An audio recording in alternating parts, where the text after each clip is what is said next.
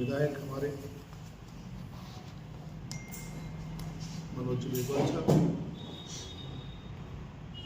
सम्राट तमाम पत्रकार साथियों, राजस्थान प्रदेश कांग्रेस कमेटी के द्वारा जैसा कि विस्तृत विवेचना अभी आपके सामने एमएलए साहब ने रखी, राजस्थान सरकार के 1 साल का जो कार्यकाल है, कांग्रेस पार्टी इसको इस रूप में देखती है कि नई सरकार का गठन हुआ तो उनको काम करने का मौका देना चाहिए, काम करने का अवसर देना चाहिए। सरकार ने 100 दिन का टास्क बनाया कि 100 दिन के अंदर हम अमुक काम राजस्थान की जनता के लिए करेंगे। 100 दिन की बजाय 365 दिन हो गए, 1 साल गुजर गया। उसके बावजूद भी आज तक सरकार ने 100 दिन के किए हुए कामों पर कोई चर्चा पब्लिकली नहीं की।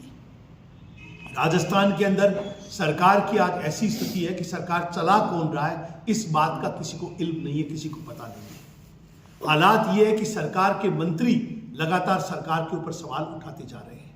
क्या हालात है आपने देखा होगा, एमएलए अनीता बघेल ने कर्मचारी के ऊपर आरोप लगाए, आज तक उसके ऊपर कोई कार्रवाई नहीं हुई। भरतपुर मुख्यमंत्री जी का खुद का गृह जिला है, वहां पर एक पुलिस कर्मचारी के साथ मारपीट की गई टोल नाके के ऊपर, एफआईआर दर्ज हुई, आज तक कोई पकड़ा नहीं गया, आज तक किसी के खिलाफ कोई कार्रवाई नहीं हुई। जब एक पुलिस कर्मचारी के साथ मारपीट पर भी कोई कार्रवाई सरकार के द्वारा नहीं होती, आम आदमी क्या उम्मीद करेगा कि उसको इस सरकार से राहत मिलेगी। लगातार पिछले 1 साल के अंदर जिस तरह से बच्चियों के साथ 7,000 से ऊपर की घटनाएं, बच्चियों के साथ दुराचार की घटनाएं हुई है, उन घटनाओं के अंदर आज 28% से ज़्यादा ऐसे केसेज हैं जिनके ऊपर अभी तक कोई कार्रवाई नहीं हुई, सारी कार्रवाई उसकी पेंडिंग पड़ी है। आज डकैती के अंदर, ब्लंडर लूट के अंदर राजस्थान जो है इस पिछले 1 साल के अंदर सबसे ज़्यादा राजस्थान के अंदर ये घटनाएं हो रही है। भारतीय जनता पार्टी के जो नेता पिछले 4-5 सालों कांग्रेस की सरकार में बार बार आरोप लगाते थे कि आज कानून और व्यवस्था अच्छी नहीं है, उस पर आरोप लगा, आज वो सब चुप है, आज वो सब मौन है। इस तरह का जो दोगला चरित्र भारतीय जनता पार्टी का है, कांग्रेस पार्टी ने डिसाइड किया, हमारे प्रदेश कांग्रेस के अध्यक्ष डोटासरा जी ने 1 साल पूरा हो चुका है, अब हमें जनता के बीच में जाकर के सच्चाई की चर्चा करनी चाहिए। क्या स्थिति आज के सामने, बेरोजगारों की क्या स्थिति है? आज 1 साल से बेरोजगारी भत्ता किसी व्यक्ति को नहीं दिया गया। आज वृद्धावस्था पेंशन के लिए बुजुर्ग तरस रहे हैं, उनको वृद्धावस्था पेंशन नहीं मिली। विकलांगों के लिए आज पेंशन है, वो आज तक जारी नहीं की गई। इस तरह से बेरोजगारी चरम सीमा पर है। आज 1 साल का जश्न मनाने के लिए कुछ न कुछ करना था, तो भर्तियों का एक कैलेंडर जारी किया, और उस कैलेंडर में क्या किया, 50,000 हम 4th क्लास लेंगे और 10,000 हम संविदा कर्मी लेंगे। क्या हमारे नौजवान पढ़ लिख करके जो ग्रेजुएशन हुए हैं, जो पोस्ट ग्रेजुएशन हुए हैं, वो 4th क्लास की भर्ती के लिए पढ़ाई की उन्होंने? किस तरह से नौजवानों का और बेरोजगारों की मजाक उड़ाई जा रही है, ये आपके सामने है। मुख्यमंत्री जी कह रहे हैं हमने 40,000 लोगों को रोजगार दे दिया, नौकरियां दे दी। वो 40,000 लोगों के अंदर पिछले 1 साल में ना कोई एग्जाम हुआ है, ना कोई इन्होंने सिलेक्शन किया है। कांग्रेस के समय में जो प्रोसेसिंग के अंदर थे, जिनके एग्जाम हो चुके थे, जिनके रिजल्ट आ चुके थे, उनको केवल पोस्टिंग देनी थी, उनकी पोस्टिंग के साथ फोटो खिंचा करके वाई लेना चाहते हैं। जनता इस बात को समझ रही है। क्या हालात लॉ एंड ऑर्डर्स की है, क्या हालात हमारे किसानों की है। किसानों के लिए कहा गया था कि बाजरे को हम एमएसपी पर खरीद करेंगे, आज तक किसान तरस रहे हैं, कोई बाजरे को एमएसपी पर खरीद नहीं। गेहूं की जहां तक बात है कि गेहूं की एमएसपी के ऊपर सब्सिडी देकर के 2700 रुपए उसकी रेट निर्धारित करेंगे, केवल बातें की, आज तक किसान परेशान है, उससे खरीद नहीं की गई है। दूसरी बात, आज डीएपी और यूरिया सब जिलों की स्थिति ये अवेटिंग के अंदर है, सैकड़ों लोगों की लंबी लाइनें लगती है, ना उसका सही वितरण है और ना उसकी उपलब्धता है। किसान अपने आप को ठगा हुआ महसूस कर रहा है कि आज क्या स्थिति किसानों की इस सरकार के अंदर हुई है, ये किसी से छुपी हुई नहीं है। जब ये हालात लगातार हमारे चल रहे हैं, एग्रीकल्चर की स्थिति आपके सामने है, किस तरह से सम्मान निधि, किसान सम्मान निधि की बात कही, 12,000 रुपये हम देंगे। सिर्फ बड़ी बड़ी बातें करना, नारे देना और नारे देकर के उसको जमीन पर अमली जबान नहीं पहनाना, इस भारतीय जनता पार्टी की ये कार्यशैली बन गई है। पूछे सम्मान निधि 12,000 की बात की, 1 साल गुजर गया, कौन से ऐसे किसान हैं जिनको आपने सम्मान निधि उपलब्ध करवाई है? किस तरह से आपने आज ईआरसीपी की बात करें, ईआरसीपी की आपने जो परियोजना के लिए, उस परियोजना का क्या एमओयू है, वो एमओयू आज तक 8 महीने गुजर जाने के बाद में भी जनता के सामने उस एमओयू नहीं आई। क्योंकि अगर एमओयू आएगी, आपकी सच्चाई जनता के सामने आएगी, उसमें भी आप जनता को बरगला रहे हो। तो हालात जो इसके अंदर पैदा हुए हैं, आज बेरोजगारी चरम सीमा पर, महिलाओं की सुरक्षा आज खतरे के अंदर। कांग्रेस की सरकार के समय में ये था कि महिलाओं पर अगर अत्याचार हो रहे हैं तो उसकी जांच हमेशा एएसआई रैंक के अधिकारी करते हैं। और अशोक गहलोत साहब की सरकार ने 1000 एएसआई की भर्ती के लिए एक नया टास्क तैयार किया था। इस सरकार ने आते ही उसको कैंसिल कर दिया। विकास के जो काम चल रहे थे, एक लाइन का ऑर्डर इन्होंने दिसंबर 2023 में दिया कि जितने विकास के काम उसको बंद कर दिया जाए। 1 साल से वो सारे के सारे विकास के काम ठप पड़े। आजादी के बाद 76-77 साल का समय गुजर गया। मेरे ख्याल से पहला इस तरह का अवसर है, 1 अप्रैल के बाद अब तक जिला परिषदों को जो बजट आवंटन होना चाहिए, ये सरकार फेलियर साबित हुई है। आज 10 महीने गुजर जाने के बाद भी जिला परिषदों को, पंचायत समितियों को, सरपंचों को जो बजट का आवंटन होना चाहिए, वो बजट का आवंटन आज तक नहीं हुआ है। ये इन्होंने कहा कि हमारा इंजन से इंजन जोड़ दो, ऊपर की सरकार नीचे से जोड़ दो, सब जगह। आज केंद्र में बीजेपी की सरकार, स्टेट में बीजेपी की सरकार, और जगह जगह जिला परिषदों और पंचायत समितियों में इनकी गवर्नमेंट होने के बावजूद भी आज तक किसान को राहत नहीं मिली। आखिर अब ये क्या चाहते हैं जनता से, ये जनता के सामने रखें। गाय बगाए जिस तरह से कांग्रेस बार बार इस लोकसभा चुनाव से पहले भारतीय जनता पार्टी के उम्मीदवार बार बार इस बात का ऐलान करते थे कि 400 पार करेंगे, संविधान को परिवर्तित करेंगे, 400 पार करेंगे संविधान। ये तो हिंदुस्तान की जनता जागरूक है। राहुल गांधी के नेतृत्व में जो भारत जोड़ो यात्रा हुई, वो जन जागरण अभियान चला, उससे जनता में जो जागरूकता आई, उसका परिणाम ये रहा कि इनको 400 पार की बजाय इनको बहुमत से भी पीछे रोक दिया गया। इसलिए संविधान में परिवर्तन करने की स्थिति में नहीं आए। अब वो बौखलाए हुए हैं। जिस तरह की इनकी दकियानूसी और जिस तरह की इनकी चरमपंथी सोच है, उस सोच का ये परिणाम है कि अब ये संविधान तो परिवर्तित नहीं कर सकते, लेकिन संविधान के निर्माता बाबा साहब भीमराव अंबेडकर साहब का पार्लियामेंट के अंदर जिस तरह से इन्होंने अपमान किया, जिस तरह से अपमानजनक शब्दों का इस्तेमाल किया, कांग्रेस पार्टी पूरे राजस्थान के अंदर, पूरे देश के अंदर इस मुद्दे को लेकर के और विरोध प्रदर्शन कर रही है। कांग्रेस पार्टी चाहती है कि देश का गृह मंत्री, जिसने हमारे संविधान के निर्माता, और उस संविधान के निर्माता ने जिन्होंने अन्य पिछड़ा वर्ग, ओबीसी जातियां, दलित जातियां, अनुसूचित जाति जनजातियां, कमजोर वर्ग, किसान वर्ग, श्रमिक वर्ग और महिलाओं को जिस तरह से सम्मानपूर्वक जीने का अधिकार इस संविधान के अंदर दिया, उस संविधान पर ये जो प्रहार कर रहे हैं, उस प्रहार को रोकने के लिए कांग्रेस पार्टी जन जागरण अभियान चलाया। उसको बौखलाए हुए इन्होंने बाबा साहब भीमराव अंबेडकर पर अपमानजनक शब्दों का इस्तेमाल किया।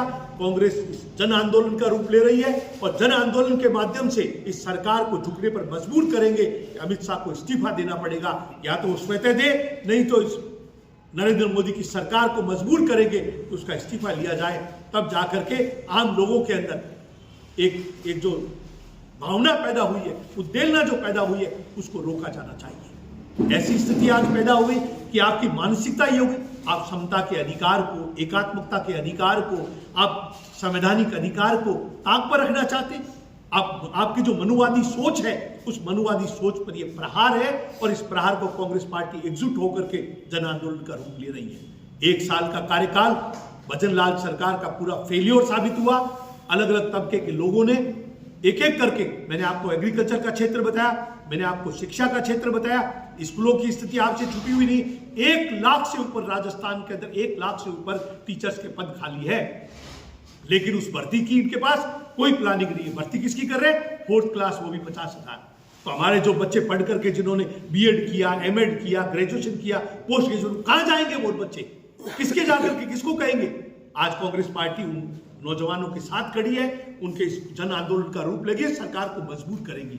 आज बेरोजगारों की स्थिति खराब, किसानों की स्थिति अच्छी नहीं, कानून और व्यवस्था अच्छी नहीं, लॉ एंड ऑर्डर की स्थिति आपके सामने किस तरह से। आज किरोड़ी लाल जी का ये पता नहीं मंत्री है या नहीं है, वो खुद जाकर के और एसओजी के अंदर शिकायत करते हैं सरकार के खिलाफ, वो खुद जाकर के थाने से मुलजिमों को बाहर निकाल लेते हैं। ये आपके सामने स्थिति है, आपके सामने स्थिति है। किस तरह से गृह मंत्री आरोप लगा रहे हैं इस सरकार, और गृह मंत्री क्या कह रहे हैं? गृह मंत्री का बयान बड़ा अशोभनीय है। कांग्रेस पार्टी कंडेम्ड करती है इस बात को। वो कहते हैं विकास करने की जरूरत है, विकास से वोट नहीं मिलता। इसका मतलब ये है ये सरकार उस गृह मंत्री की सोच से चल रही है कि विकास करने की जरूरत क्या है, विकास से तो वोट मिलता नहीं।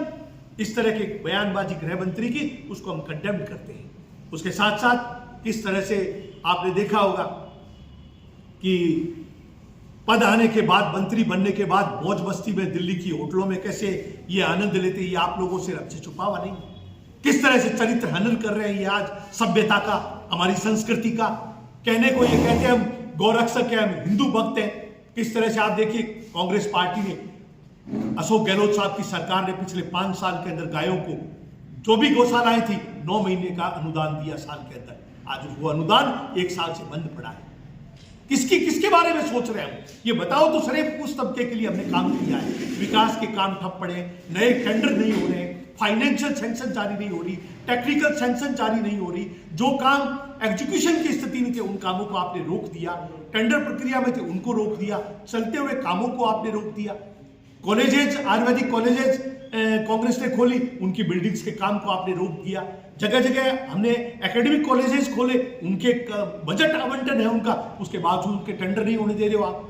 तो आप क्या चाहते हो राजस्थान की जनता से? कांग्रेस पार्टी इस बात की मांग करती है कि आप कह रहे हो कि विकास से वोट नहीं मिलता, ये आपकी सरकार की सोच है। किससे वोट आप हासिल करोगे? आखिर राजस्थान की जनता को आपने किसके भरोसे छोड़ा है? ये भी कम से कम आप बता दीजिए। सेंटर की बाल गोपाल योजनाएं आप बनाते हो, जमीन पर लागू नहीं है। आज चिरंजीवी स्वास्थ्य बीमा योजना का लाभ न केवल राजस्थान, हिंदुस्तान के लिए एक मिसाल बनी थी। राजस्थान के अशोक गहलोत सरकार की चिरंजीवी स्वास्थ्य बीमा योजना 25 लाख तक का बीमा और सबको सरकारी और निजी दोनों हॉस्पिटल्स के अंदर उसकी फैसिलिटी मिल रही थी। आज उसको समाप्त कर दिया गया। आज मैं कह रहा हूं, जिम्मेदार चैनलों के सामने ये बात आपको कहता हूं कि आज स्वास्थ्य बीमा योजना की स्थिति क्या है, कोई आम आदमी स्वास्थ्य बीमा का लाभ कैसे लेगा, इसका कोई प्लान आज जनता के सामने नहीं है। जनता भ्रमित है इस बात को लेकर के, और चिरंजीवी स्वास्थ्य बीमा योजना को समाप्त कर दिया। क्या हॉस्पिटलों की स्थिति कर दी? आज जांचों के किट उपलब्ध नहीं है। जो दवाइयां थी, हमने दवाइयां 447, 448 पार कर दी थी, आज वो दवाइयां सिमट करके 200 से कम हो गई है। हॉस्पिटलों में आपका ध्यान नहीं। आप देखिए, आप करने जा रहे हो, विदेशी लोगों को बुला करके आपने राजस्थान में सबमिट किया, और सबमिट करके आपने कहा 30 लाख करोड़ रुपए राजस्थान के अंदर खर्च होंगे। ये वही जुमला है जो जुमला मोदी जी ने कोरोना के अंदर दिया था कि राजस्थान के लिए मैंने 20 लाख करोड़। मैं जिम्मेदारी के साथ आपके सामने ये बात रखता हूं, उस 20 लाख करोड़ में से अगर 1 रुपया भी राजस्थान के विकास पर खर्च हुआ है तो नरेंद्र मोदी या उनके प्रतिनिधि यहां जो बैठे वो इसकी सफाई पेश करें। सिवाय जुमलों के आपके पास कोई बात ही नहीं। 30 लाख करोड़ रुपए आपने सबमिट की, और उस सबमिट जहां आपकी हो रही थी जयपुर के अंदर, उसके पास ये कैंसर हॉस्पिटल के अंदर एक बच्चे को चूहे कुतर गए। ये पराकाष्ठा है आपके रवनिश्चयता की।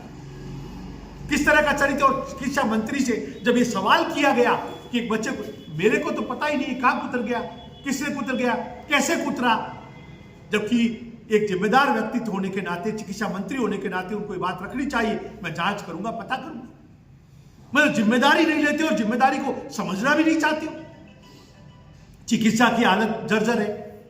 आज सड़कों की स्थिति आपके सामने है। जब आपने बजट ही आवंटन नहीं किया, विकास के काम ही नहीं किए, सारा शहर जो है, सारे जिले जो है वो रोडे सारी टूटी हुई पड़ी है। बीकानेर के अंदर तो कांग्रेस पार्टी के पदाधिकारियों ने अपने खर्चे पर WBM की सड़कों को तैयार करने के लिए WBM का माल खरीदा, वाटर बाउंड मैकेडम का, और खुद पेच भरे। उस पेच में मैं भी मौजूद था। तब इस सरकार को शर्म पड़ी, और शर्म पड़ के उन WBM पेच करने के लिए वर्क ऑर्डर जारी किए। ये हालात है इस सरकार के। तो आज की प्रेस कॉन्फ्रेंस के माध्यम से सरकार की कार्यशैली पर हम सवाल उठाते हैं। 1 साल इस पर्ची सरकार का नकारा रहा है। इसके अंदर धड़ी दोरी कौन है, आज तक ये भी पता नहीं है। सरकार कौन चला रहा है, ये टोटल नौकरशाहों के भरोसे है। नेताओं की जिम्मेदारी, अलग अलग बयान आते हैं, इनकी खुद की सुनवाई नहीं है। जब मंत्रियों की यह स्थिति है कि विकास के काम से वोट नहीं मिलता है, इस तरह का बयान है।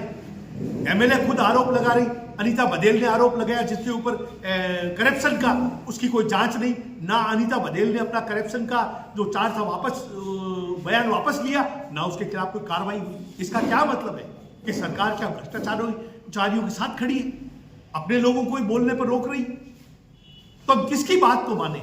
जब मंत्री सरकार के ऊपर सवाल खड़े कर रहे हैं, कांग्रेस एक जिम्मेदार विपक्ष होने के नाते आज इस प्रेस कॉन्फ्रेंस के माध्यम से पूरे राजस्थान के अंदर एक माहौल खड़ा जो हुआ है कि आज ये सरकार नकारा साबित हुई है, कार्यशैली बिल्कुल नहीं है। इस बात को लेकर के हमने अपनी बात को रखा है और इस सरकार से हम मांग करते हैं कि अतिशीघ्र जनता की समस्याओं को प्राथमिकता के आधार पर हल करे, अन्यथा कांग्रेस एक जन आंदोलन के रूप में सड़कों पर निकल करके जनता को तो राहत दिलाएगी, चाहे उन्हें किसी भी स्तर पर जाना पड़े।